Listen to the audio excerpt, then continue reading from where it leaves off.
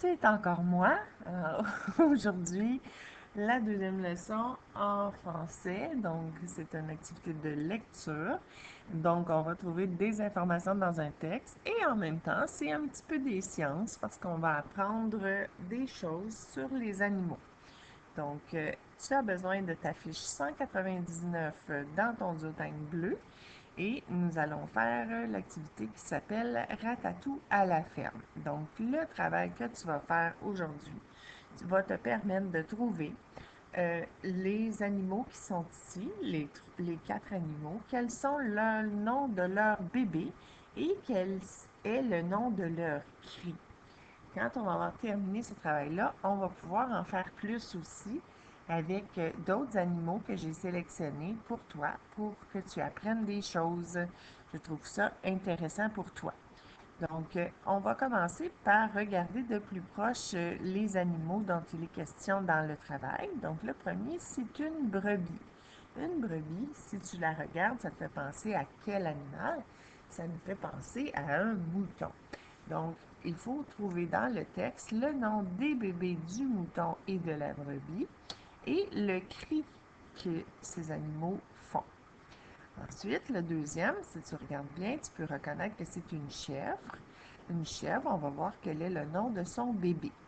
Et on va apprendre quel est le nom de son cri. Ensuite, on a une caille. Une caille, c'est un tout petit oiseau qui ressemble à un poulet, mais en beaucoup plus petit. Donc, la caille, son bébé, on n'aura pas besoin de le trouver dans le texte, il est déjà écrit ici, c'est un cailletot.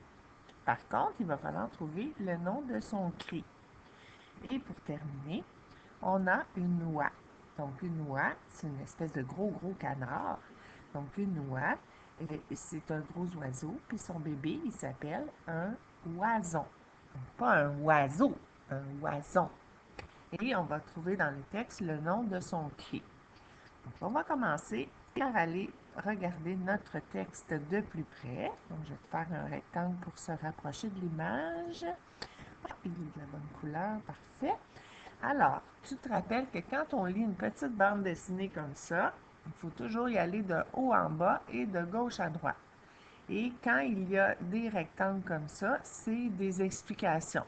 Ça peut dire quand est-ce que l'histoire se passe, ça peut dire c'est où, ça peut dire la température qu'il fait, ça peut dire plein de choses. Donc, ça explique le comment de ton image, de ce qui se passe dans l'histoire. Donc, on y va. J'aimerais que tu lises avec moi. Je ne peux pas t'entendre. J'aimerais faire semblant que je t'entends. Alors, on y va. Ratatou, c'est le nom du petit lapin. Ratatou arrive à la ferme.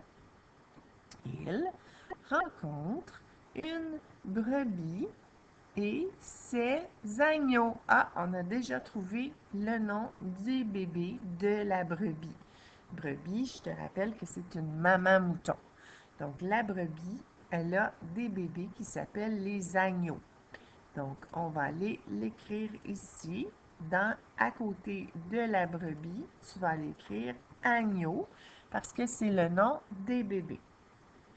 Alors, prends le temps de l'écrire, fais pause, puis nous, on va aller continuer à lire. On va essayer de trouver le nom du cri de la brebis. Donc, qu'est-ce que fait la brebis comme cri?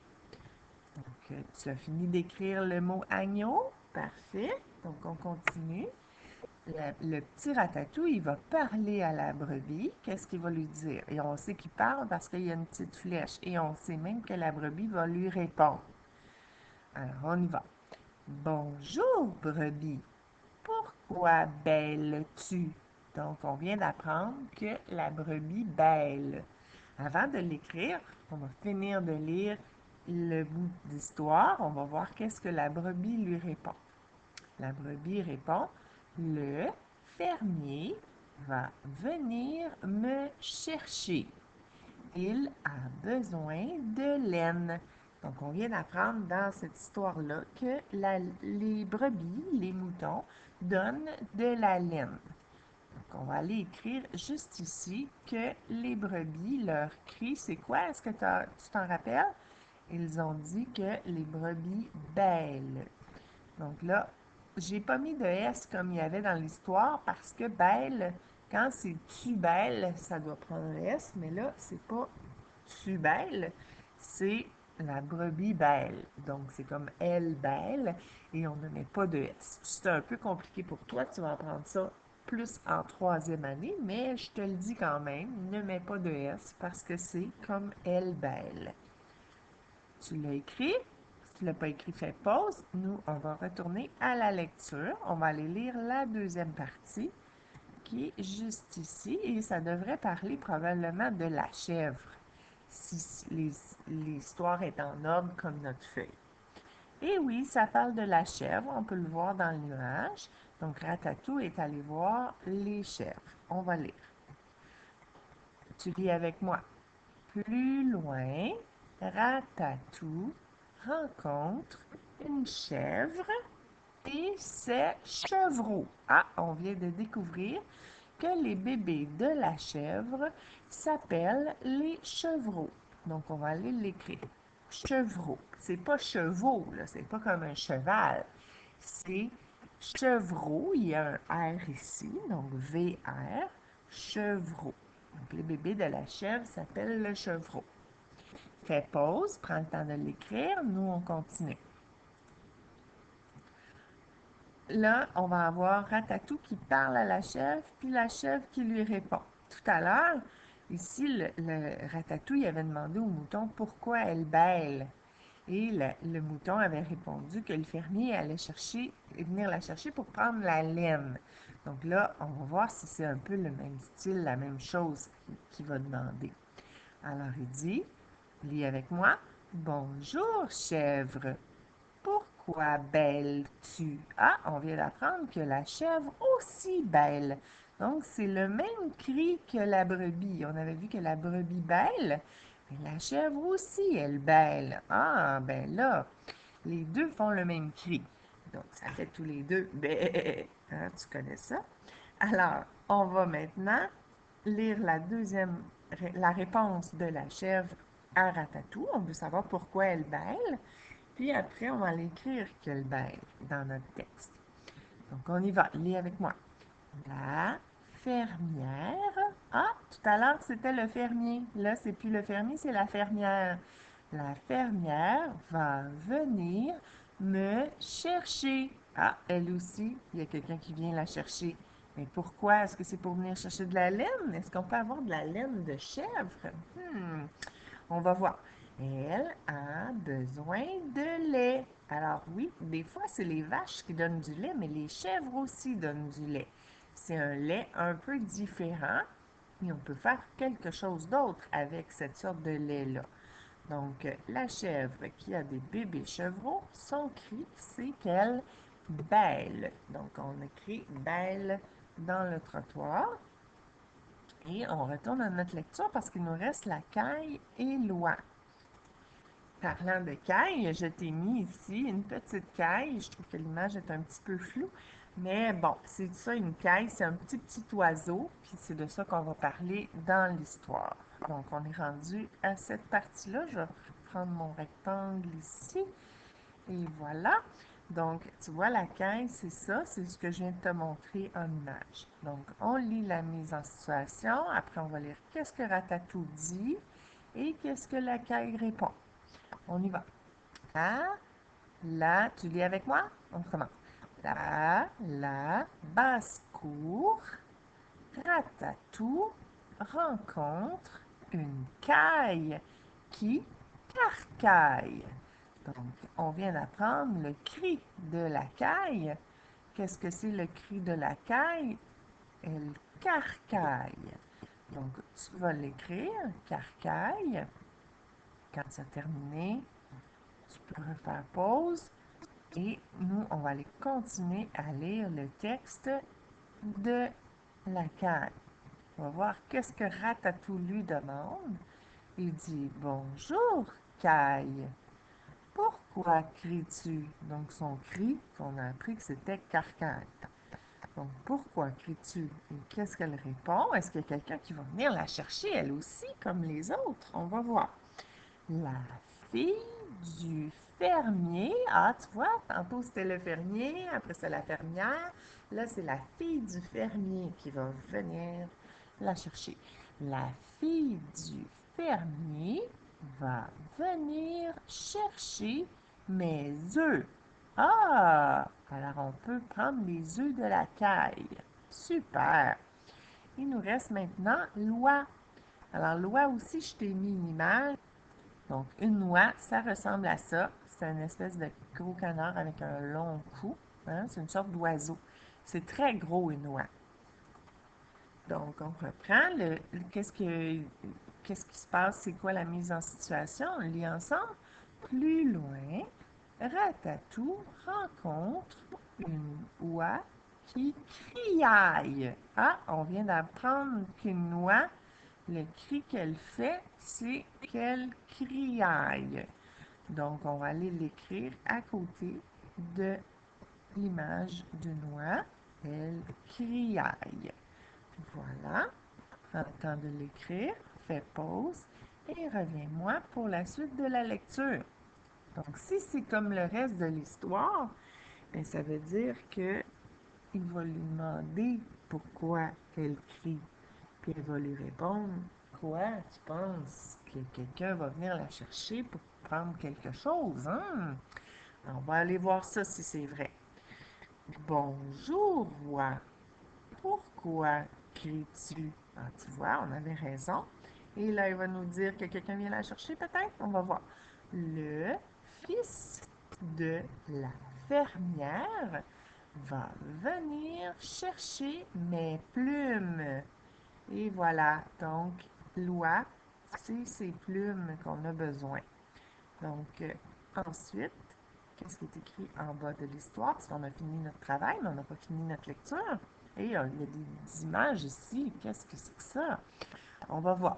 Alors, Ratatou repart. Il est content de sa visite. Il a 4 nouveaux amis. Il a appris beaucoup de choses. Et toi, qu'as-tu appris? Donc, tu as certainement appris plein de choses. Si on avait été en classe, j'aurais pu te le demander. Tu aurais dit que tu avais appris qu'est-ce qu'on qu'est-ce qu'on peut avoir avec le mouton, la chèvre, l'oie et la caille. Donc, tu aurais pu voir qu'est-ce qu'on peut avoir. Donc, est-ce que tu te souviens? La brebis nous donnait de la laine, la chèvre nous donnait du lait, les cailles donnaient des œufs et l'oie donnait des plumes. Mais ce qu'on peut faire avec ça, c'est quoi? C'est ce qu'il y a ici dans l'image. Donc ça, c'est un foulard, une écharpe. Avec quoi on fait une écharpe? Avec la laine.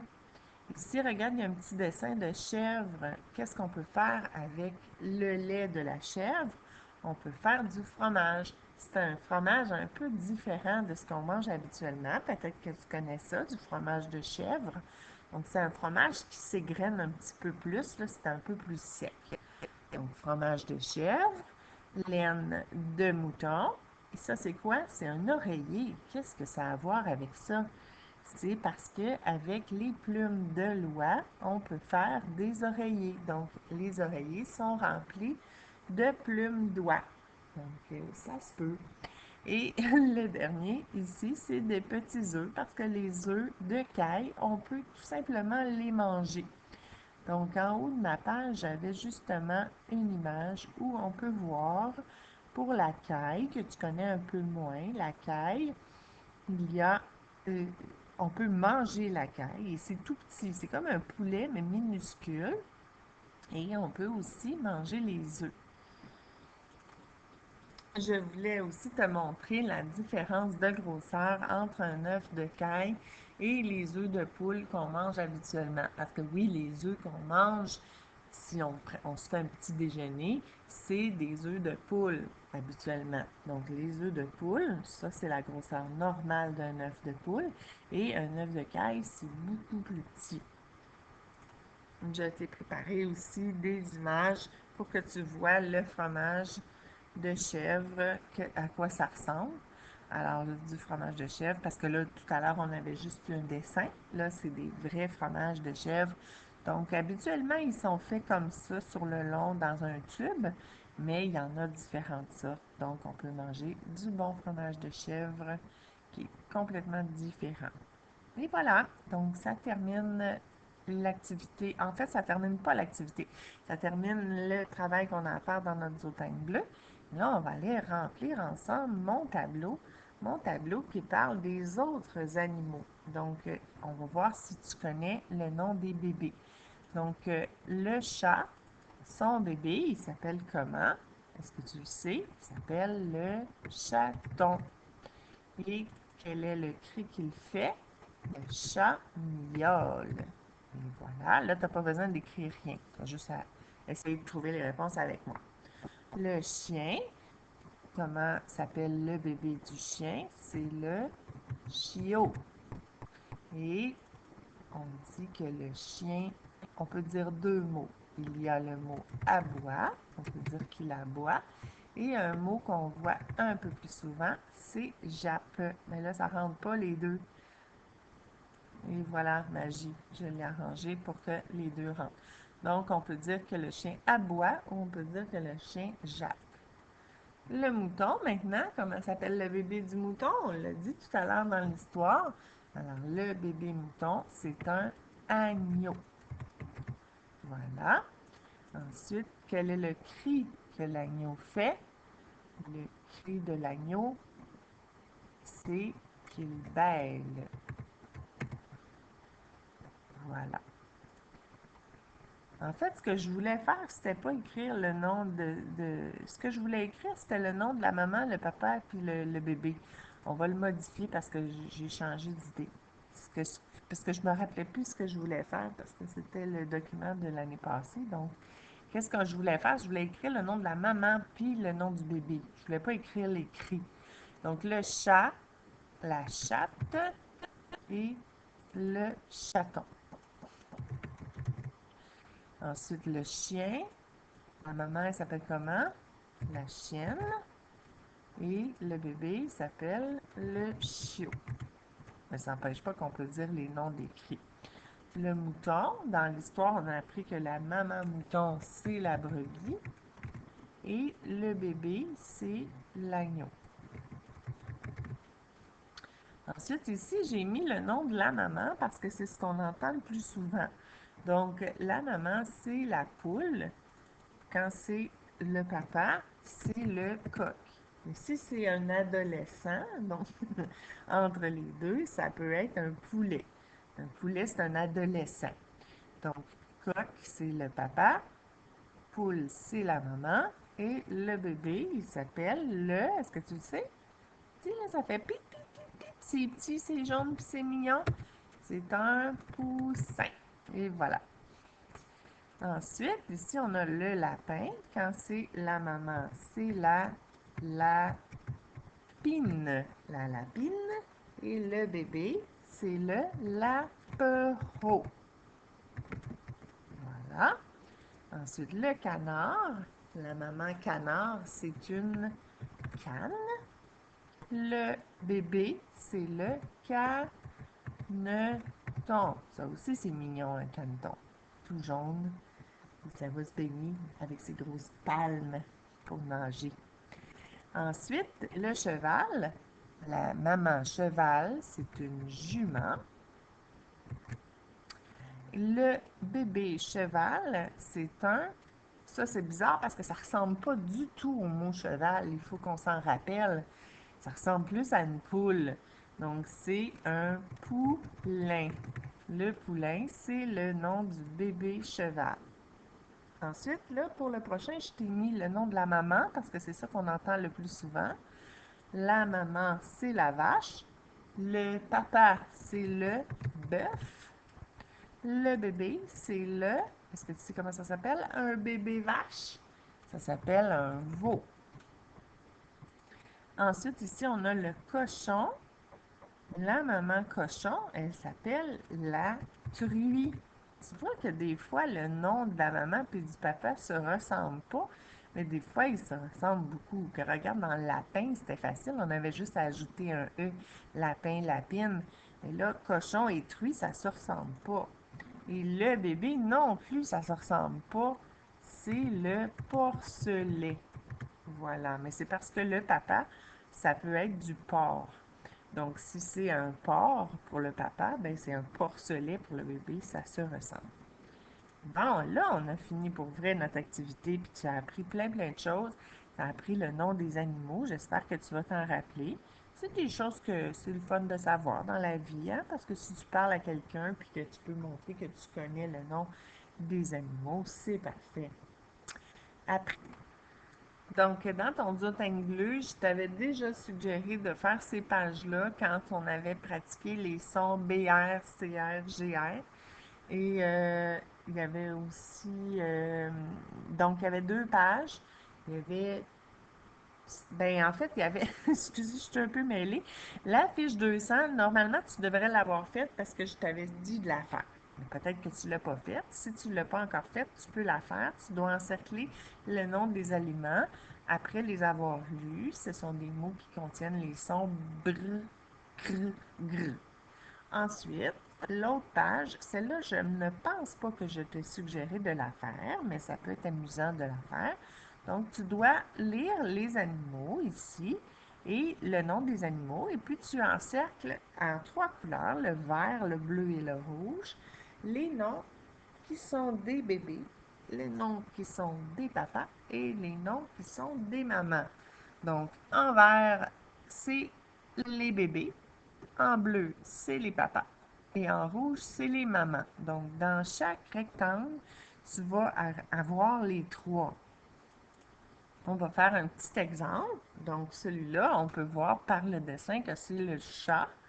Donc, le chat, on doit encercler la maman en bleu, la maman en rouge, le papa en bleu et le bébé en vert. Moi, mon truc pour m'en rappeler, c'est les deux couleurs qu'on voit souvent pour les filles et les garçons. Donc, bleu et rose, mais là, c'est pas bleu et rose, c'est bleu et rouge. Donc, papa bleu, maman rouge et l'autre, c'est en vert, c'est le bébé.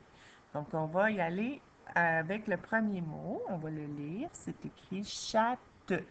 Donc, la chatte, c'est la maman. Donc, on l'encercle en rouge.